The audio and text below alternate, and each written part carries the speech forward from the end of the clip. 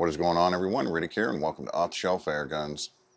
Today we have one sent over by OneLeaf.ai, and it is the Commander NV400 Eagle. This is going to be a fun one to look at, for sure. This actually has recording capabilities to record video through it, which I'm really going to enjoy having the ability to do that. Before I even open this thing, I know I'm going to like that. In this box, it does have an illuminator and a rangefinder. These are optional, but in this particular kit, it does come with it, okay? So what more to do now than just open it up and see what we got. All right, here we go. Here's the box. Let's go ahead and get this opened up. All right, here we go. Open this bad boy up here. Turn around so you guys can see what's going on in there. This is what we see when we open the box. There's foam comes like that on it. Take that off to reveal the contents inside. We've got our manual, which I'm definitely going to have to read the manual on this. I don't always read manuals. It does come with a 2-year warranty, if so inclined. USB cable. It is a USB Type-C in there. O-rings, all sorts of little tools here that we're going to need, I'm sure. Over here, we have an HDMI cable, mini HDMI. Battery cover. This must be one of the attachments. Get this open. Oh yeah, there we go. So here we have what looks to be charger for the battery. Well, those are nice. Now for the main course, if I can get it out of there. There we go. Oh, this thing's a beast. This is a beast. Check that out. It's got the rangefinder already mounted onto it, as you can see. Rangefinder's already mounted on right here. That's what that is. All right. This bad boy is a beast. Well, I don't know what I'm going to mount this to. What should I mount this to? I don't know. We'll figure it out. Let's go ahead and keep going here. I'm going to change perspectives, and we're going to really take a look at this up close. All right, let's take a close-up look at this Commander NV400. As we saw, it does have two different battery caps, actually, 50mm battery cap and a 65mm battery cap, depending on if you want to get the bigger battery. Two different eye cups, as I shown, 65mm eye cup and a 55mm eye cup. The scope rings are attached to it when you get it, but mine were upside down. You'll have to flip them over if that's like that with yours. I think that's just for shipping purposes and how they package it that they do that. It does come with a micro HDMI cable, as I said before, a Type-C USB cable. On the front of the scope, you do have a cap to accommodate the different times of day. You have a sunshade attachment as well. You definitely want the sunshade on bright days outside. At nighttime, you'll want to flip open that cap on the end for nighttime shooting. As I said, it records to a micro SD card for the video, and for the video, you can do 4K 120 FPS, you can do 4K 60 FPS, 4K 30 FPS, 2K 30 FPS, and then full HD 30 FPS. The micro SD card that's provided is 64 gigabyte, which will provide you with plenty of recording time, especially if you record at lower settings. Now, this kit does come with just the scope only, or you can get the kit with the rangefinder included, or also with the illuminator included. All of these things are optional, so if there are things that you want to add on later, you definitely can do that. Of course, it does have an on-screen menu within the scope where you can adjust reticle type, shot zero, your reticle color, position, which is basically when you're zeroing it. That'll be the position that it's at. Ballistic perimeters, FFP and SFP, range marker line, so forth and so on. And the list goes on and on and on of all the different settings. So we're just going to cover the basics here in this video. Out of the box, what we can do with it, things like that. And then that's what we're going to do here today. All right, so we're over here in the backyard. A little bit different location in the backyard than you normally see. That's because I have some work going on over where I normally set up, so I can't set up over there. And so we're set up here. Quite frankly, I might like this spot better. but I got a backstop out there. Don't normally have a backstop because normally the direction I'm shooting isn't in any direction that's going to harm anything. But in this particular direction, about 2 miles away from my property out that way is a highway. So just to be on the safe side, we got a backstop out there. And in a separate video, I'll talk about the backstop and how I made it, because I know a lot of you are going to need backstops in your backyards and all that stuff. And so we'll make a video about it down the road, about how I made it and what it all entails and all that good stuff. And most pellet guns won't travel over 2 miles anyway. The pellets won't travel over 2 miles anyway, especially going through the woods, but I like to be, better safe than sorry. Here we go. What we're going to do is simply put some shots on paper here, and this is going to be interesting because I sighted this in, and it's an absolute windstorm out here. Billy is pulling the target left, right, up and down, all around. The trees are bending in half, so this is going to be interesting. Now, I sighted this in this wind, so if we ever use this again when it's calm, it's going to be off, I'm sure. And then I'll have to sight it in again, because it is brutally windy out here. And I'm like, of course it is. I come out here to do this, and of course it is. So what else is new? Let's get things started here. I'm going to start recording. All right, so I got the scope recording, and we're going to see what we can do here on paper. We are using the Crosman domed Ultra Magnums. These are the 10.5 grain, the heavier ones. This is a 177 caliber. Just using the single shot tray today. In there. There we go. All right. Here we go. Whoop. Lower that down a little bit. There we go. See what we get here. Come on, Billy, stop it. Look at that. Look at that. Huh. You're fighting Billy big time here. Very annoying.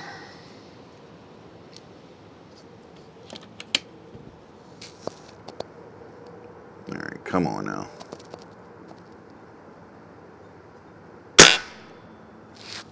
Okay.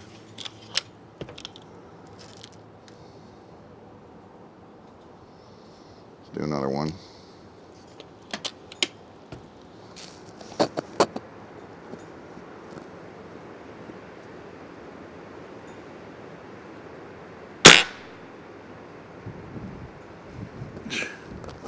And that wind is throwing everything off.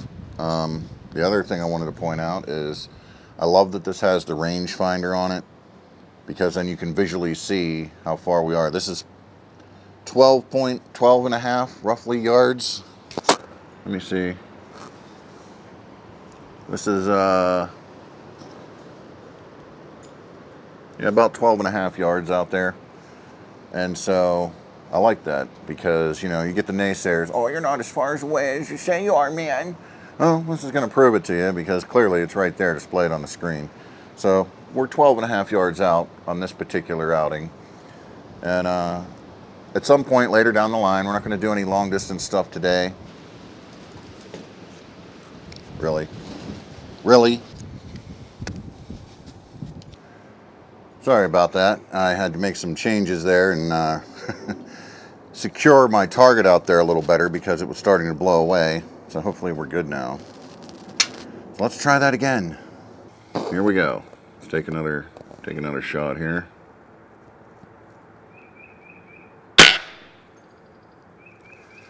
Oh yeah, working quite nicely. Quite nicely.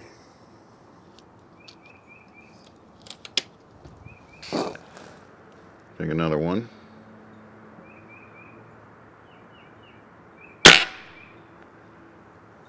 Ha. Okay. And one more just for good measure. And here comes another wind gust. I can hear it coming.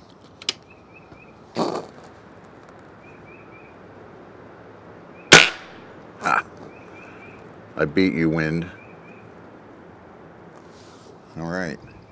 Well, that's a pretty good group, albeit we're only 12 and a half yards away, but pretty good group. Like I said, whenever we start doing other stuff with this, I'm probably going to have to re-sight it in, because I sighted it in and the wind is just all over the place, so it's not going to be accurate once the wind finally calms down. This wind has just not let up. It's just been days and days of this. And then the rain on top of it. Absolutely ridiculous. Absolutely ridiculous. But I like those results that we got in this heavy wind. So it does battle the wind nicely. The Beeman, I mean, the Beeman Commodore does battle the wind nicely. So I do like that. But yeah, how about that, huh? I put the Commander on the Commodore. Because, you know, why not? It goes together, right? Commander, Commodore. Seemed fitting. Alright, so now we're going to switch it up. How about some patingin? Let's do some patingin in the wind. Wind patingin. I like wind patingin. Not really, but we're going to do some wind patingin. Hang on. Alright, we got the target range set up down there. My steel target range thing that I've built, which you guys have seen plenty of times.